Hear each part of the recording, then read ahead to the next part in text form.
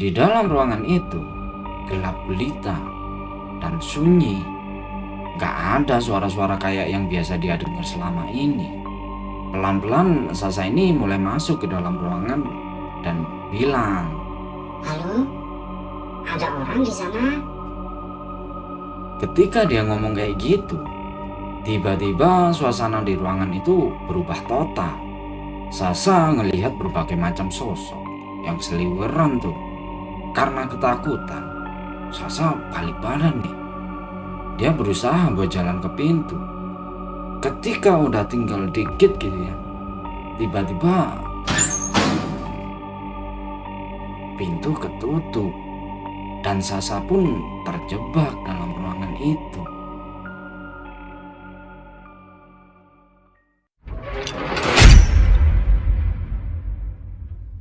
Halo teman-teman, di video kali ini kita bakal ngelanjutin cerita urban legend Caruban Nagari yang ditulis Marestu Wiraatmaja dengan judul Astana Kala. Di part sebelumnya kita udah ngebahas nih tentang nasib keluarganya Pak Rodi, terutama yang menimpa si Susi, di mana anaknya ini menjadi tumbal lelayu. Dan karena kejadian itu, Pak Raharja bilang kalau Astana Kala ini harus ditutup paksa. Buat teman-teman yang ingin berbagi cerita maupun pengalaman horornya, bisa kirim ke email jalanmalamofficial@gmail.com dengan format audio maupun tulisan.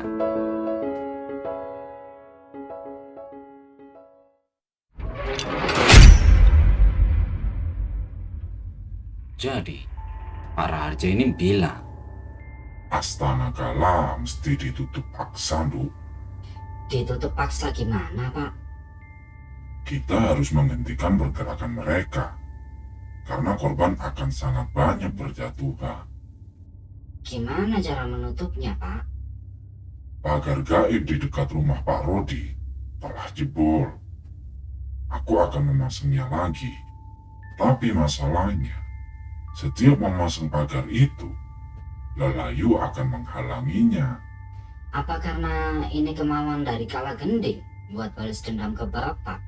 Karena udah membuka lahan ini? Kala Gending emang berperan dalam hal ini. Dia telah mengutus lelayu untuk menghabisi keluarga di tanah Astana Kala. Itu artinya Kala Gending akan terus mencari korban-korban selanjutnya.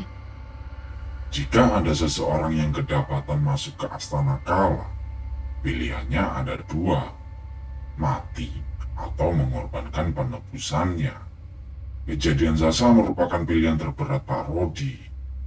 Yukti, apa lelayu itu masih ada di rumah Pak Rodi? Buku itu masih dipegang sama Mbak Susi. Artinya lelayu masih ada di sana. Buku itu harus dihancurkan. Nggak akan bisa. Engkara, Taraka, dan Yukti kaget ngedenger itu. Mereka bertanya-tanya ke Pak Raharja, kenapa buku itu nggak bisa dihancurin? Pak Raharja bilang kalau buku itu adalah sesuatu yang melekat ke Astana Kala. Kalau buku itu pingin dihancurin, Pak Raharja mesti ngalahin Kala Gending lagi. Ya bukan berarti Pak Raharja ini nggak mampu buat ngalahin Kala Gending lagi. Tapi yang bakal jadi masalah adalah penghalangnya ini banyak banget. Taraka nanya, terus apa ada cara lain, Pak? Menuju ke Astana Kala itu adalah pilihan terakhir bagi keselamatan desa ini. Sedangkan di tempat lain nih teman-teman, pasca kematian anaknya, keadaan Susi ini jadi makin memburuk. Dia kelihatan nyesel banget tuh. Melihat hal itu, Sasa pun nyamperin kakaknya, terus nanya, Gimana ya caranya supaya kita terhindar dari gangguan Astana Kala? Apa yang kamu ketahui tentang Astana Kala, Sa? di situ Sasa cerita nih tentang kejadian waktu dia memasuki ruangan itu dan berakhir hilang itu kan. Jadi malam itu Sasa nunggu orang tua sama kakaknya ini tertidur. Baru setelah mereka semua udah pada tidur, dia berani buat pergi ke pintu ruangan tersebut. Awalnya Sasa ini ragu, tapi dia akhirnya ngeberaniin diri buat ngebuka pintu ruangan tersebut. Dia tahu nih di mana letak kunci ruangan itu disimpan, yaitu di bawah keset. Kunci diambil, terus dibuka tuh pintu. Di dalam ruangan itu gelap gulita dan sunyi. Gak ada suara-suara kayak yang biasa dia dengar selama ini. Pelan-pelan Sasa ini mulai masuk ke dalam ruangan dan bilang, Halo, ada orang di sana? ketika dia ngomong kayak gitu, tiba-tiba suasana di ruangan itu berubah total. Sasa ngelihat berbagai macam sosok yang seliweran tuh, kayak menuju ke suatu tempat. Mungkin menuju ke Astana Kala kali ya. Karena ketakutan, Sasa balik badan nih. Dia berusaha buat jalan ke pintu, berusaha buat keluar dari ruangan itu. Tapi nggak tahu kenapa badannya ini tiba-tiba berasa berat, kayak lagi ngegendong sesuatu gitu.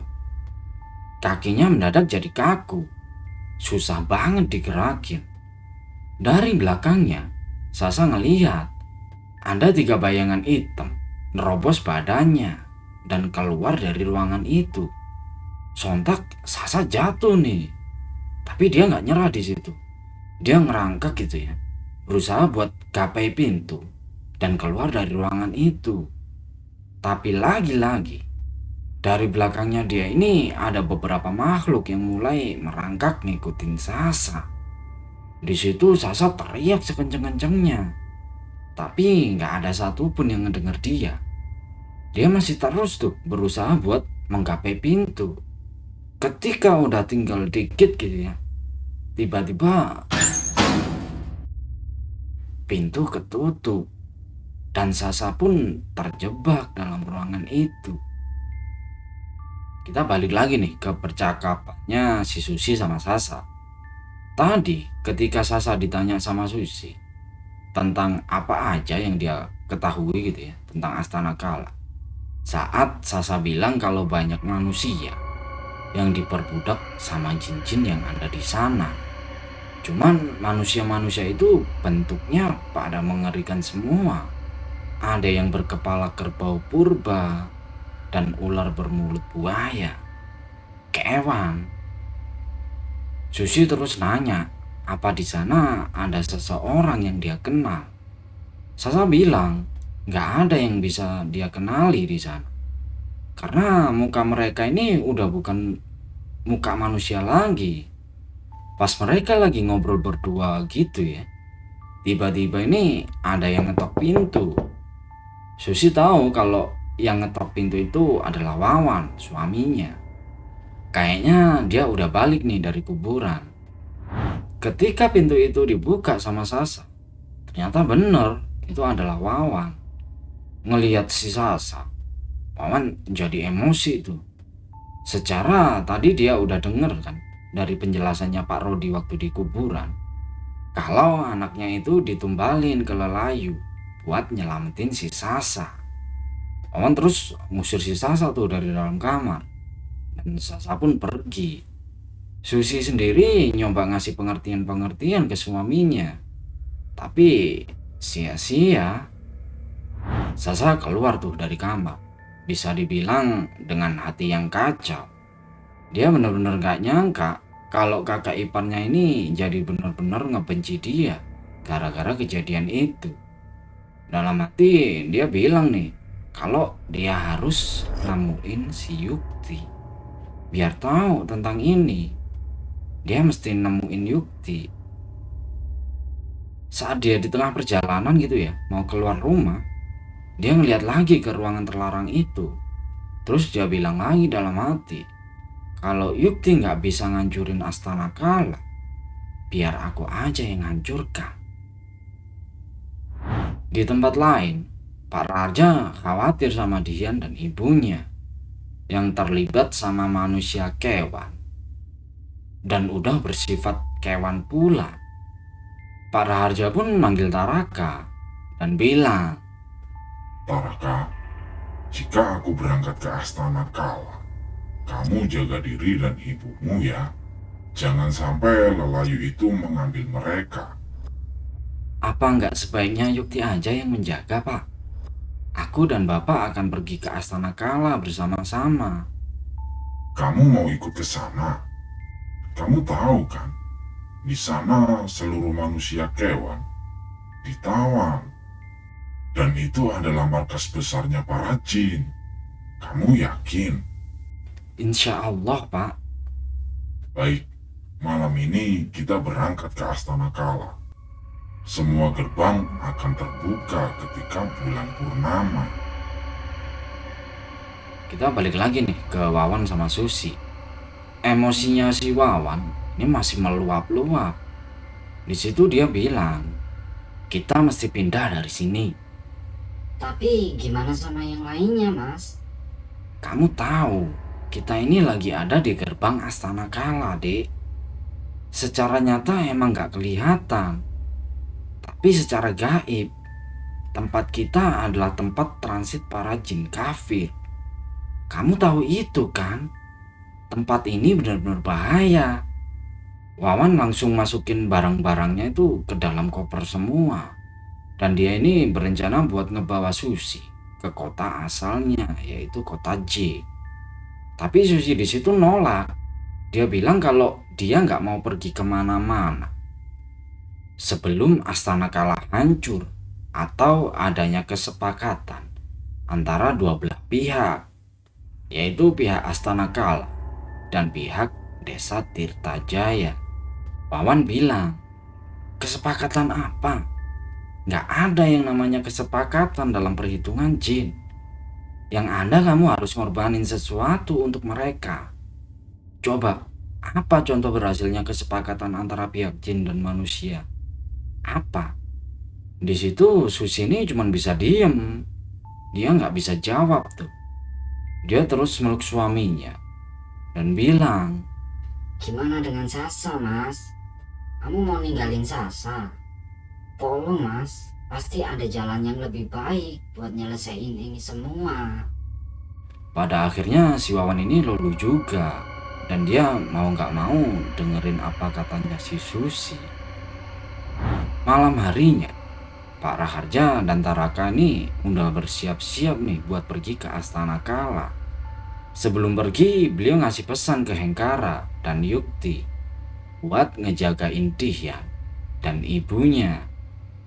Namun tiba-tiba datang seseorang yang gak diundang. Izinkan aku ikut, Pak. Sasa?